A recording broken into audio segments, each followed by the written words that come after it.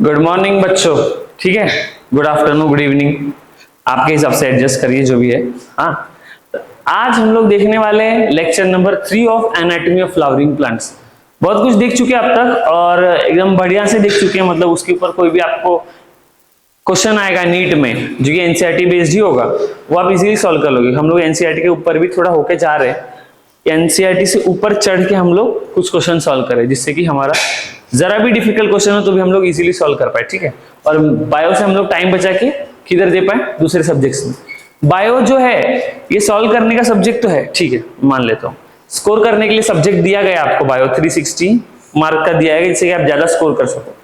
दूसरी चीज, बायो एक और चीज के लिए होती है जो बच्चे नहीं सीखते कि मेरा 360 में से 360 क्वेश्चन बन रहा है, ठीक है, मतलब 360 मार्क में से 360 मार्क का बन रहा है। बट दूसरी बच्चे जो चीज नहीं सीखते हैं वो है कि बायो का एक और लक्ष्य है, बायो एक और रीजन की वजह से बायो आपको दिया गया है। बायो से आपको समय बचाना सीखना होगा। ठीक है, आपने भी 360 ले आया और दूसरा बच्चा है वो भी 360 ले आता है बायो में, ठीक है, आप लोग के मार्कशीट पे उतना ही लिखेगा 360। ठीक है, बट डिफरेंस कहां बनता है, आपने बायो में से कितना समय चुरा लिया। जो जितना बड़ा चोर वो उतना बड़ा बाजीगर, समझ में आ रहा है? तो आप बायो से समय चुराना भी सीखो। सिर्फ आपके सारे क्वेश्चन बन रहे ये इंपॉर्टेंट नहीं है, सारे क्वेश्चंस कम से कम टाइम में बन रहे ये बहुत इंपॉर्टेंट है। जितना कम टाइम में बनेगा उतना अच्छा है, क्योंकि बायो अभी इजी होता है, बहुत इजी। आपको क्वेश्चन देखते ही आपको आंसर आपके दिमाग में आ जाएगा, ऐसा होना चाहिए क्वेश्चन ठई ठई ठई ऐसा होना चाहिए। ठीक है, 30 मिनट्स तो बहुत ज्यादा हो गए, बट ठीक है 30 मिनट्स में आपका 90 क्वेश्चन होने चाहिए सॉल्व। समझ में आ रहा है आपको? ऐसा होना चाहिए सिस्टम इजीली। तो आप सिर्फ बायो से सॉल्व करना सीखेंगे क्या? नहीं, बायो से आपको दूसरी चीज सीखनी है, वो है कि आप कम से कम टाइम में बायो कैसे करें, आप मिनिमम टाइम अप्लाई करें वहां पे। ठीक है, नेक्स्ट, आज lecture number 3 of anatomy of flowering plants है। तो आज हम लोग पहले पिछले लेक्चर का एनसीईआरटी रीड करेंगे और उसके बाद हम लोग चालू करेंगे next part of the chapter के साथ, परमानेंट डिफिकल्ट। समझ में आ रहा है? ठीक है, आपके चैप्टर के स्टार्टिंग में क्या दिया गया है, टिश्यू क्या चीज है? ठीक है, टिश्यू है, tissue is a group of cells जिनका कॉमन ओरिजिन है एंड कॉमन फंक्शन। समझ में आ रहा है? तो 3 पॉइंट है, group, common origin, common function. A plant is made up of different kind of tissues. ठीक है, प्लांट बहुत सारे टाइप के टिश्यू से बना होता है, पर जो मेजर 2 टाइप के टिश्यूज है वो क्या है, मेरिस्टेमेटिक और परमानेंट टिश्यू। इसको क्लासिफाई किस बेसिस पे किया गया है? इसको क्लासिफाई इस बेसिस पे किया गया है कि कौन सा डिवाइड कर सकता है, कौन सा नहीं डिवाइड कर सकता है। समझ में आ रहा है? जो डिवाइड कर सकता है, केपेबल ऑफ डिवाइडिंग जो है, उसको बोला गया मेरिस्टेमेटिक टिश्यू, और जो नॉट है उसको बोला गया परमानेंट टिश्यू। समझ में आ रहा है? ओके, अभी मेरिस्टेमेटिक टिश्यू के बारे में लिखा गया है यहाँ पे आपके। Growth in plants is largely restricted to specialised region of active cell division. Plant में पूरी बॉडी में ग्रोथ होता है क्या? अभी आपको इसी बात पे एक चीज बता देते हैं। चलिए, जो इंसान का बच्चा है, ठीक है, पहले ऐसा था, ये अपना इंसान का बच्चा और ये अपना प्लांट का बच्चा। किसका बच्चा? तुम्हारा बच्चा नहीं। हेलो बाबू, खाना खाया? नहीं, ठीक है, इंसान का और ये प्लांट। ठीक है, तो प्लांट का बच्चा जब बड़ा होता है, जब एक सीडलिंग ग्रो होती है, ठीक है, तो आप देखोगे कभी भी सीडलिंग ऐसा हो गया क्या, ऐसे ग्रो हो गई क्या? प्लांट पहले इतनी सी थी, अभी वही चीज सब उसके लीफ बड़े हो गए, स्टेम बड़ा हो गया, 3 लीफ थे तो 3 ही रह गए, ऐसा होता है क्या? नहीं। समझ में आ रहा है? और कभी इंसान का बच्चा जो कभी ग्रो होते देखा है तुमने, तो ऐसा हो गया क्या कि पहले 2 हाथ थे अभी और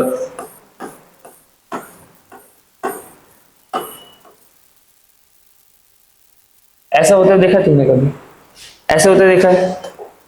मतलब स्पेसिफिक, समझ में आ रहा है क्या बोलना चाह रहा हूं मैं? तो तुम लोग कभी भी प्लांट को ग्रो होते हुए देखोगे तो एक्चुअली कैसे देखोगे कि ऐसा हो रहा है कि प्लांट ग्रो हो रहा है, पहले 2 पत्तियां थी, अभी 4 है, 8 है, 18 है। समझ में आ रहा है? ये जब ग्रो होगा तो ऐसे होगा, ऐसे होगा क्या? नहीं। समझ में आ रहा है? और ये जब ग्रो होगा तो कैसे होगा? ये पहले छोटा था तो अब बड़ा और मोटा तगड़ा भैंसा जैसा हो जाएगा। समझ में आ रहा है? तो इस चीज से आप एक बात कंक्लूड कर सकते हो कि जो प्लांट है, प्लांट में पूरे एरिया में ग्रोथ हो रहा होता है, ठीक है, ये भी ग्रो हो रहा है, ये भी सब जगह ग्रोथ हो रहा होता, तो प्लांट ग्रो होता ऐसे। पर ऐसे प्लांट ग्रो हो रहा है क्या? नहीं। मतलब प्लांट में जो ग्रोथ है उसी स्पेसिफिक रीजन में हो रहा है। यहाँ पे ग्रो हो रहा है, नए लीव्स आ रहे, फिर ऊपर हो जा रहे हैं नए लीव्स, ऐसे हो रहा है। समझ में आ रहा है? मतलब इससे हम लोग ये कंक्लूड कर सकते हैं कि प्लांट में जो है ग्रोथ क्या है? Growth in specific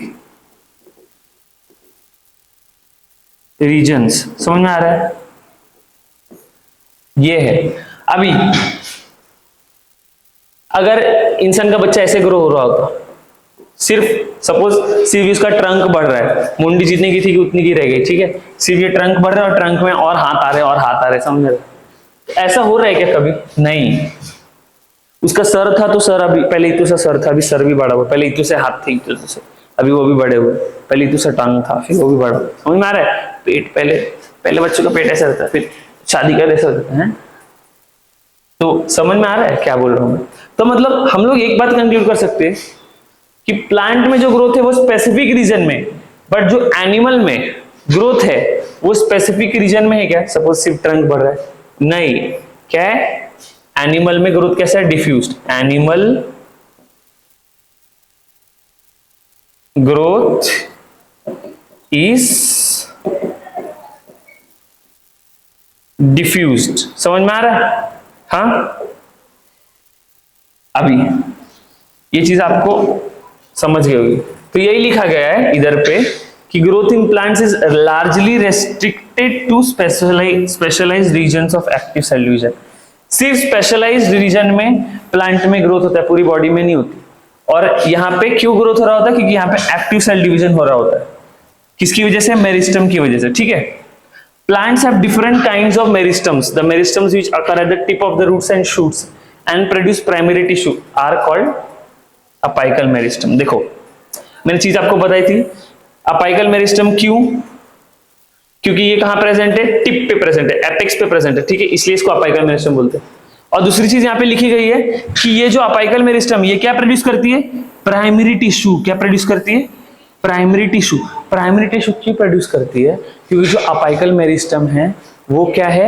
apical meristem हमारा है प्राइमरी मेरिस्टम। आपको बताया था मैंने, प्राइमरी मेरिस्टम। और प्राइमरी मेरिस्टम कभी भी डिफरेंशिएट होने के बाद, प्राइमरी मेरिस्टम डिफरेंशिएट होने के बाद क्या बनाती है? प्राइमरी टिश्यू बनाती है, प्राइमरी प्लांट बॉडी बनाती है। सेकेंडरी टिश्यू और सेकेंडरी प्लांट बॉडी बनाती है क्या? नहीं। समझ में आया? वही लिखा गया है।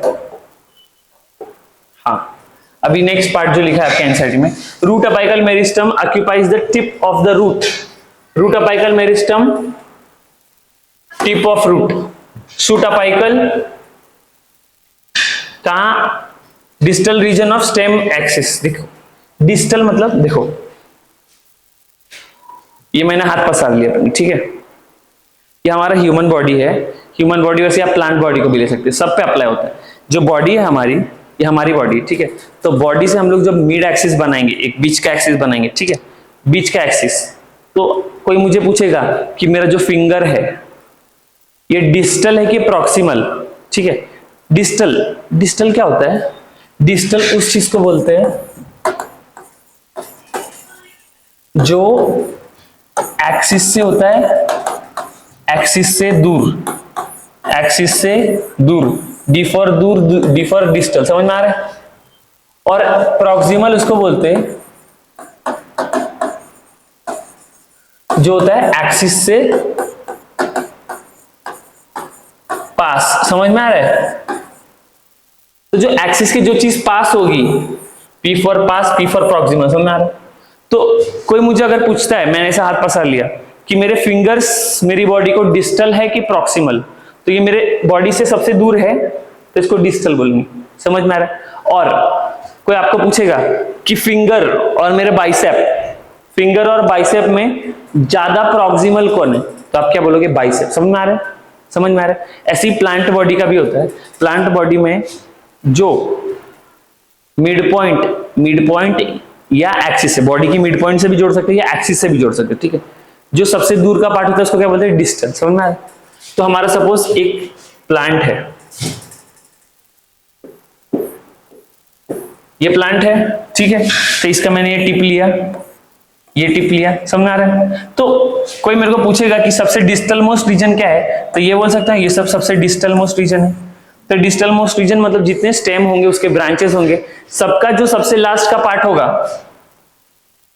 क्या लिखा है, क्या वहां पे क्या प्रेजेंट रहेगा? Shoot apical meristem. क्या लिखा? Shoot apical meristem occupies the distant most region of the stem axis. Distant most मतलब डिस्टल, ठीक है। Distant most region of stem axis. Stem axis का सबसे डिस्टेंट रीजन कौन सा है? ये सब है। तो यहाँ पे क्या प्रेजेंट रहेगा? शूट अपाइकल मेरिस्टम, वही लिखा गया, ठीक है। During the formation of leaves and elongation of stem, some cells left behind from the shoot apical meristem constitute the axillary bud। ये आपको मैंने लास्ट वीडियो में समझाया हुआ है कि अपाइकल मेरिस्टम से एक्सिलरी बड कैसे बनता है। छूट के पीछे छूट जाता है कुछ अपाइकल मेरिस्टम और उससे बन जाता है axillary bud. Such buds are present in the axils of leaves and are capable of forming a branch or a flower। ठीक है, ये जो एक्सिलरी बड सिर्फ ब्रांच बना सकता है क्या?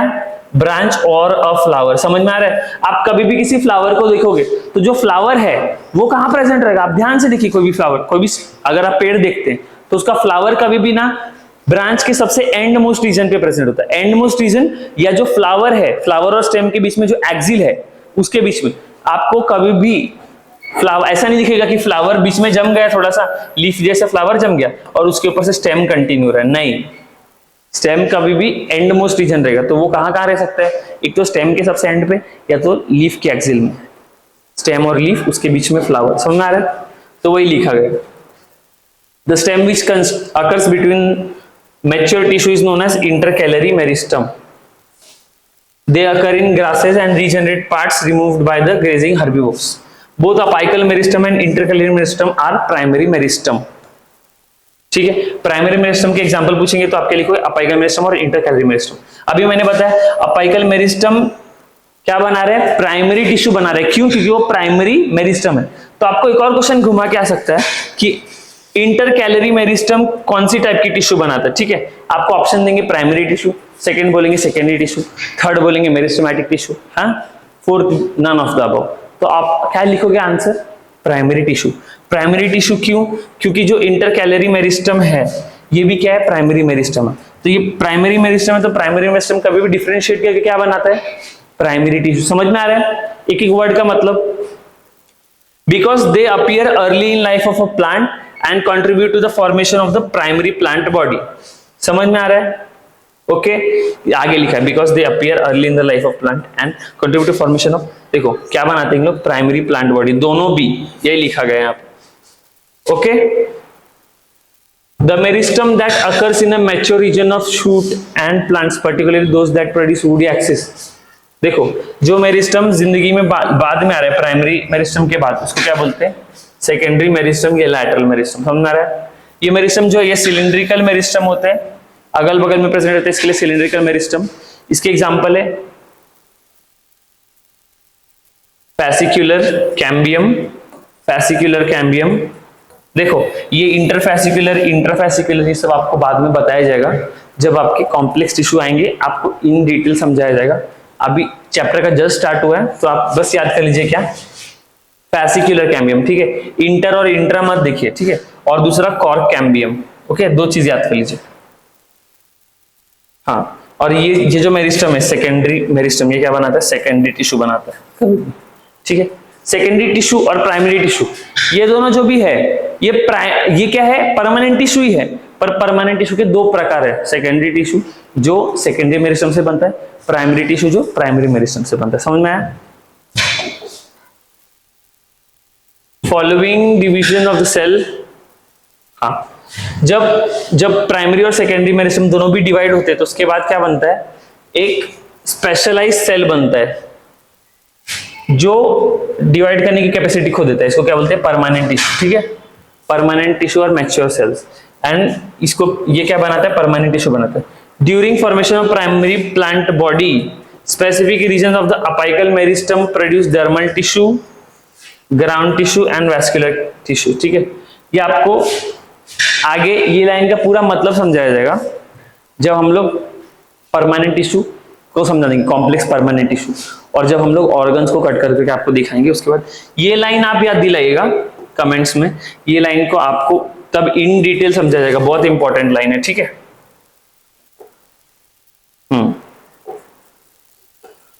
अभी हम लोग स्टार्ट करेंगे परमानेंट टिश्यू के साथ।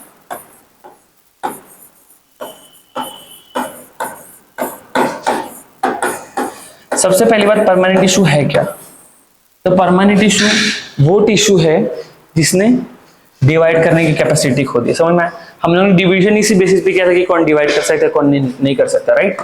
तो परमानेंट टिश्यू वो टिश्यू है जिसने डिवाइड करने की capacity lost. Getting me? Divide करने की अगर कैपेसिटी लॉस्ट कर दिया, ठीक है, तो अभी वो डिवाइड नहीं करेगा, उसने काम धंधा फिक्स कर लिया, स्ट्रक्चर भी फिक्स, फंक्शन भी फिक्स, शेप भी फिक्स, सब कुछ फिक्स, अभी उसका सब फिक्स हो गया, इसके इसको बोलते हैं permanent tissue. Permanent tissue type है कि टाइप है दो, एक है सिंपल परमानेंट टिश्यू और दूसरा है कॉम्प्लेक्स परमानेंट टिश्यू। तो जो सिंपल परमानेंट टिश्यू होता है, इसके ये सिंपल क्यों है? देखो है कौन सी एक कोई एक बालिका है, ठीक है, वो बालिका सिंपल कब होती है? जब उसके नाक नखरे कम होते हैं, राइट? और कोई बालिका कॉम्प्लेक्स कब रहती है? जब वो बहुत टॉक्सिक, बहुत नाना नखरे वाली सब है, ठीक है, रेड फ्लैग तुम्हारी भाषा में बोलते हैं, जेनजी तुम लोग क्या बोलते हो? रेड फ्लैग बोलते हो ना।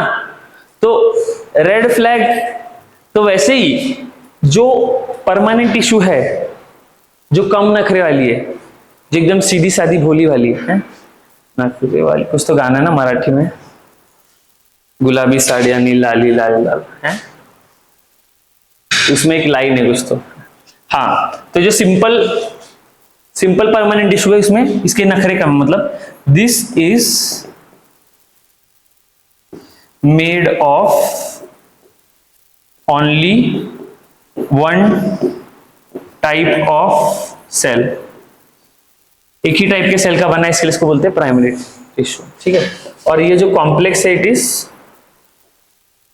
मोर, देखो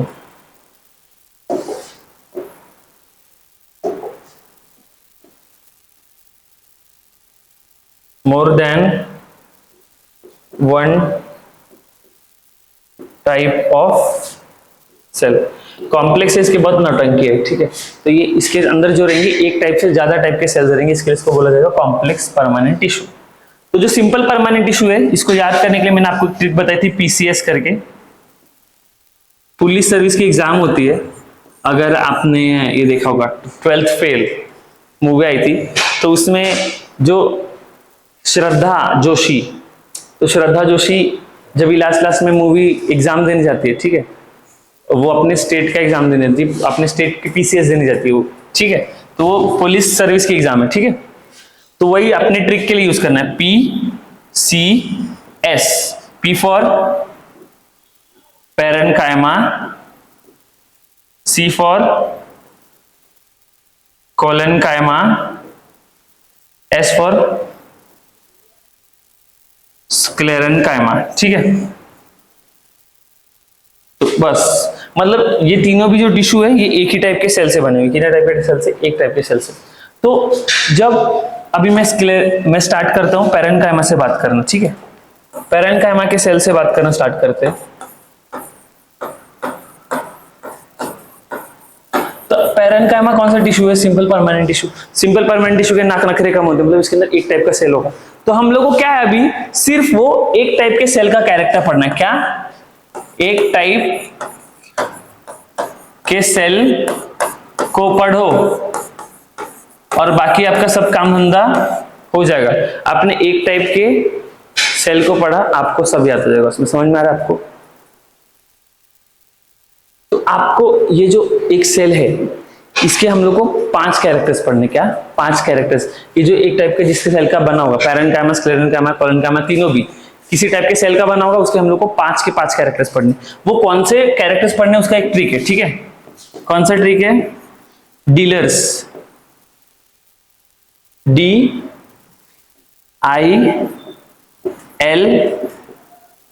RS, ठीक है। डीलर्स, डीलर DEALER होता है डीलर, बट हम लोग ने डीलर्स रखा है, ठीक है। तो ये हमारा ट्रिक है, डीलर्स। आज से हमारी जो बैच है, तो जो बायो पढ़ते हमारे, उनका आज से नाम है डीलर्स, ठीक है। दिल #डीलर्स कर दो, ठीक है। आज से हम लोग सारे बच्चे हमारे क्या, डीलर्स। तो D4 क्या है हमारा? राज है, राज। I for inter cellular space, फिर I हो गया DIL, L फॉर लिविंग है कि नहीं, R for role, S for structure and shape. समझ में आ रहा है? तो D4 बच्चा, तो D4 क्या होता है? D4 डेपोजिशन, और L फॉर लिविंग एंड क्या है, लोकेशन। तो ये जो 5 हमारे कैरेक्टरिस्टिक्स है, ये आपको हर इसमें पढ़ना है, क्या पैरेन्काइमा पे भी, स्क्लेरेन्काइमा पे भी, कोलेन्काइमा पे, ठीक है। तो ये 5 हम लोग कैरेक्टरिस्टिक्स लेके हम लोग पूरा चैप्टर खत्म करेंगे। आपको एनसीईआरटी की लाइन याद हो जाएगी अगर आप ये याद कर लो, ठीक है। डीलर्स याद कर लो, DILRS, आपको सब करा दिया जाएगा, ठीक है। तो हमारा जो स्टोरी है वो स्टार्ट होता है कि जो पैरेन्काइमा जो टिश्यू है हमारी, पैरेन्काइमा टिश्यू सबसे भोली भाली, ठीक है। ये क्या करती है, ये हमारे सेल में ऐसे गोल गोल गोल गोल, हमारे प्लांट की बॉडी में ऐसे गोल गोल गोल गोल प्रेजेंट है, क्या है, ऐसे गोल गोल गोल गोल प्रेजेंट है, बहुत नाजुक सी, क्या है, एकदम नाजुक भोली भाली। तो नाजुक का मतलब क्या है कि इसका जो सेल वॉल है एकदम पतला, क्या है, एकदम पतला, सेल वॉल एकदम पतला, और मतलब ये किसी से ज्यादा बात नहीं करती। पैरेन्काइमा हमारी भोली भाली है, एकदम दुबली सी लड़की, और किसी से बात नहीं करती। बात नहीं करती मतलब जो दूर दूर रहेगी, क्या रहेगी, दूर दूर। तो दूर दूर रहेगी मतलब इसके बीच में बहुत सारा क्या प्रेजेंट है, इंटरसेल्यूलर स्पेस।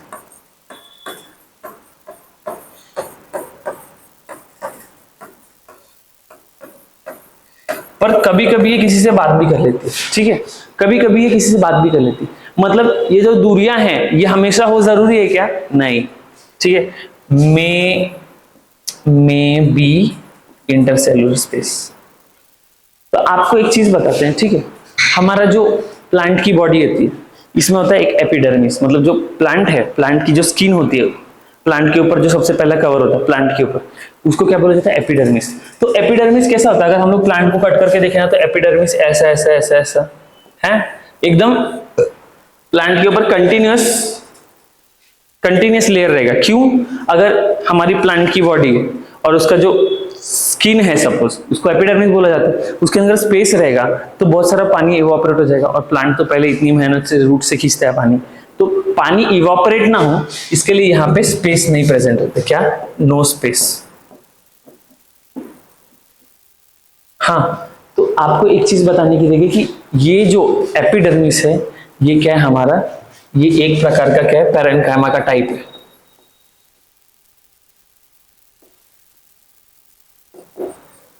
और दूसरा, हम लोग जो स्टेम को कट करते हैं ना, तो हमारा स्टेम कट करने का यहाँ पे बहुत सारा एक टिश्यू रहता है जिसका नाम होता है कॉर्टेक्स। तो जो कॉर्टेक्स होता है, कॉर्टेक्स ऐसे ऐसे प्रेजेंट होता है, ठीक है, और उसके अंदर बहुत सारा स्पेस प्रेजेंट होता है। क्या, कॉर्टेक्स ऐसा है, देखो, 1 cell 2 cell 3 cell 4 cell 5 cell, तो इस बीच बीच में स्पेस दिख रहा है तुमको, तो हमारे कॉर्टेक्स में बीच बीच में स्पेस खाली होता है, ठीक है। तो और जो कॉर्टेक्स है ये भी एक पैरेन्काइमा का टिश्यू है, पैरेन्काइमा का टाइप है। तो जो कॉर्टेक्स है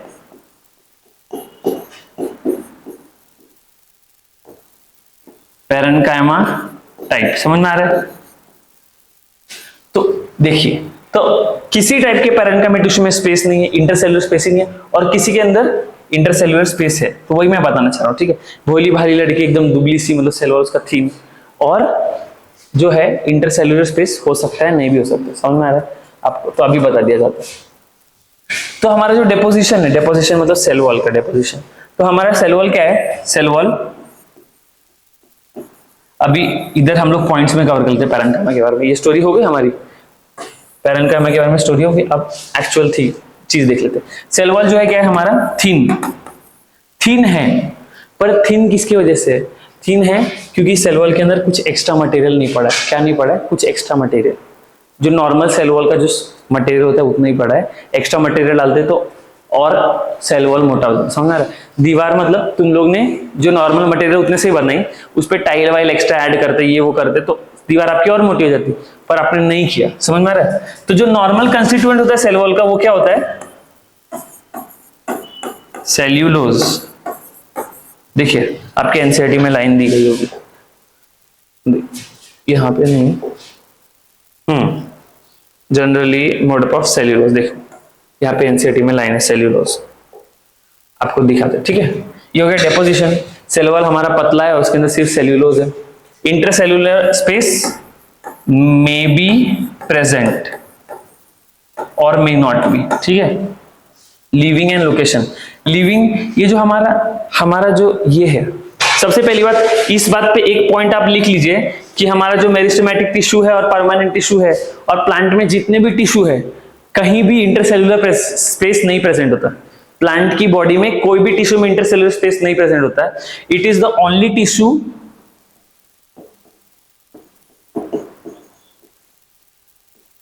that could contain intercellular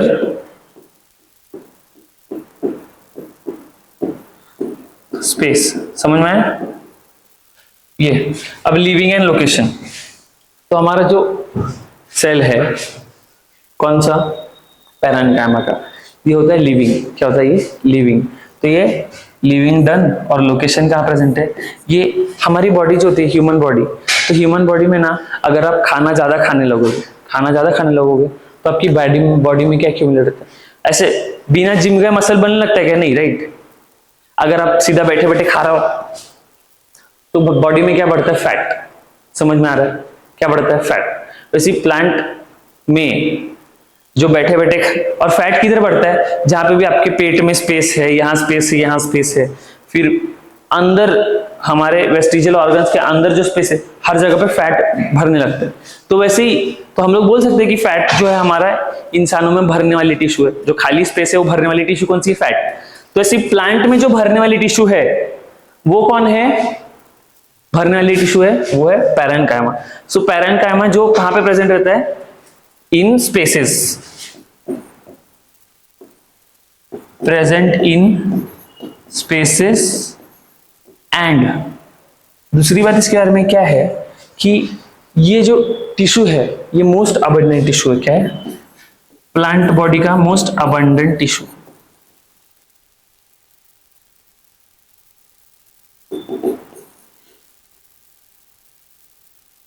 plant body का मोस्ट अबंडेंट टिश्यू कौन सा है? हमारा पैरेन्काइमा।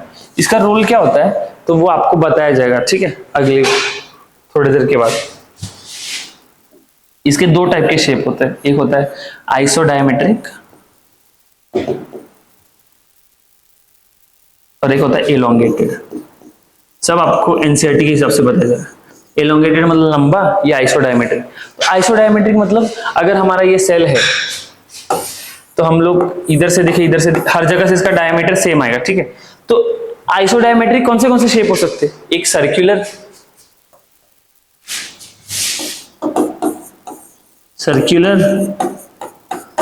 पॉलीगोनल,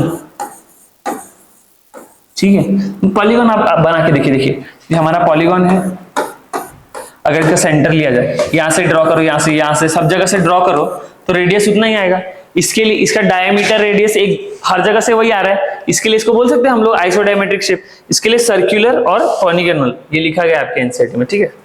देखो कहां गया, isodiametric, spherical, Oval, round, polygonal, ठीक है, वही लिखा है। स्फेरिकल वही बात हो गई, राउंड भी वही बात हो गई, और एक ओवल लिख दिया, ठीक है। वही चीज को 4 वर्ड्स में लिखा है, तो आप लिख सकते हो, ठीक है। ये हमारा हो गया। अभी बच्चा रोल, तो रोल के बारे में बच्चा मैं बताता हूं आपको। क्या होता है, हमारी जो प्लांट की बॉडी है, अगर हम लीफ को कट करके देखें, हम लोग प्लांट बॉडी में लीफ को कट करके देखें, तो लीफ के अंदर होता है एक मेसोफिल सेल, मेसोफिल सेल्स, ठीक है। तो ये मेसोफिल सेल्स क्या करते हैं, हमारा जो प्लांट की जो सेल्स है, ये मेसोफिल सेल्स एक टाइप की क्या है, एक टाइप का पैरेन्काइमा टिश्यू है।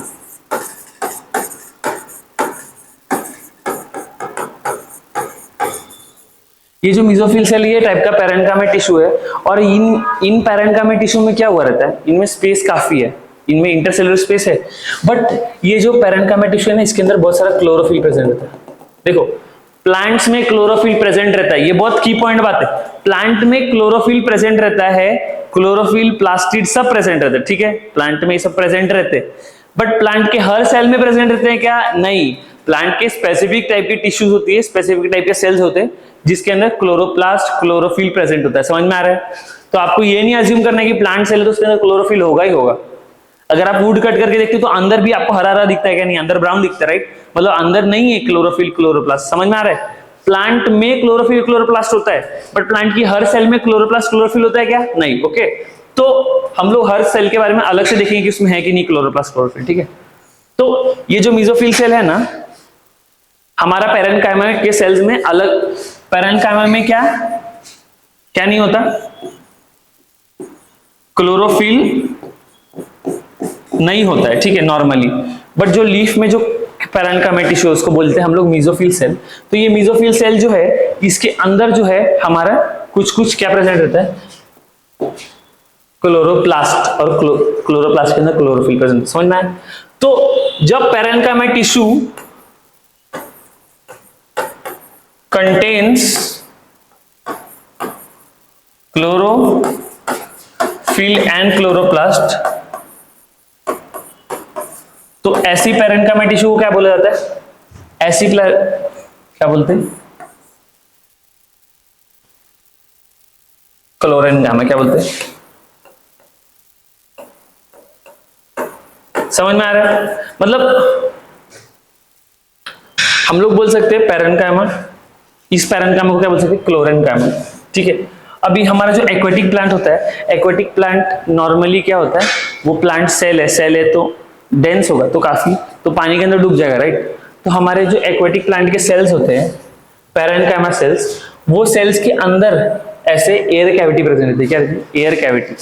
तो एयर कैविटीज के अंदर प्रेजेंट है, ऐसे हर सेल के अंदर, प्लांट के हर सेल के अंदर एयर कैविटी प्रेजेंट है, तो प्लांट की जो डेंसिटी है जो कम हो जाती है, राइट। प्लांट की जब डेंसिटी कम हो जाएगी तो प्लांट फ्लोट करेगा।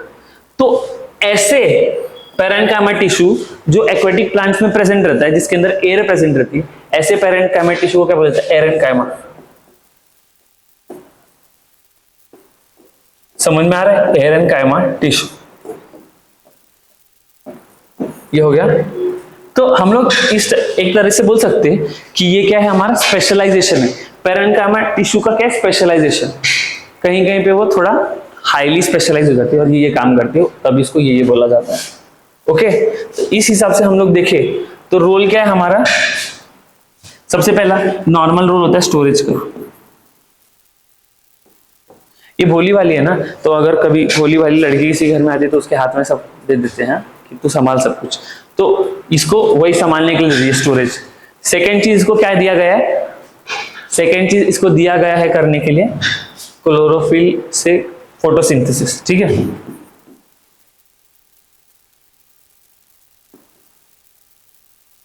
एंड सिक्रीशन, ठीक है, ये चीज हो गई। तो हम लोग ने 5 पॉइंट के अंदर किसको देख लिया, हम लोग पैरेन्काइमा टिश्यू को देख लिया। नेक्स्ट हम लोग देखेंगे नेक्स्ट लेक्चर में किसको, पैरेन्काइमा के बाद क्लोरेन्काइमा, उसके बाद स्क्लेरेन्काइमा, ठीक है। एनसीईआरटी रीड कर लेते फिलहाल के लिए। The cells of permanent tissue do not generally divide, ठीक है, परमानेंट टिश्यू कभी डिवाइड नहीं होता। परमानेंट टिश्यू में जब सारे सेल्स एक जैसे हो, similar in structure and function, तो उसको क्या बोलते हैं, सिंपल टिश्यू। परमानेंट टिश्यू में जब मैंने different type of cells present है, उसको क्या बोलते हैं, कॉम्प्लेक्स टिश्यू। समझ में आ रहा है? ये देखिए, इसको सेंटर लिया, 1 2 3 हर जगह से डायमीटर सेम लग रहा है, तो इसको बोलते आइसोडायमेट्रिक शेप, ठीक है। एलोंगेटेड भी हो सकता है। A simple tissue is made up of only one type of cell. The various simple tissue in plants are parenchyma, collenchyma and sclerenchyma. याद करने के लिए क्या बोला है, PCS। Parenchyma forms the major component within organs. Major component मतलब, इस line का मतलब क्या है, मोस्ट अबंडेंट टिश्यू, ठीक है, मोस्ट अबंडेंट टिश्यू, एनसीईआरटी में दिया है। The cells of the parenchyma generally isodiametric, shape क्या है, आइसोडायमेट्रिक। आइसोडायमेट्रिक में ये सब आता है, ये सब शेप, और एलोंगेटेड, ठीक है। Their walls are thin wall, और उसमें क्या होता है, सेल्यूलोज, ठीक है। They are other closely packed, ठीक है। देखो उसके अंदर स्मॉल इंटरसेलुलर स्पेस होता है या फिर एकदम क्लोजली पैक्ड होता है। क्लोजली पैक्ड का एग्जांपल क्या लिखोगे, एपिडर्मिस, और स्मॉल इंटरसेलुलर स्पेस में कौन लिखोगे, कॉर्टेक्स। समझ में आया? The parenchyma perform various functions like photosynthesis, storage and secretion, ठीक है। क्या तुम लोग फंक्शन में याद रख सकते हो, देखो, अरे यार, हाँ, रोल में आप क्या कैसे याद रखो, रोल के लिए आपके लिए ट्रिक है SSP, S for storage, S for secretion, P for photosynthesis, that's all, ठीक है। बहुत इजीली हो गया आपका क्या, पैरेन्काइमा, ठीक है। मिलते हैं अगली लेक्चर में, तब तक मजे करो, अच्छे से पढ़ो, चलो बाय।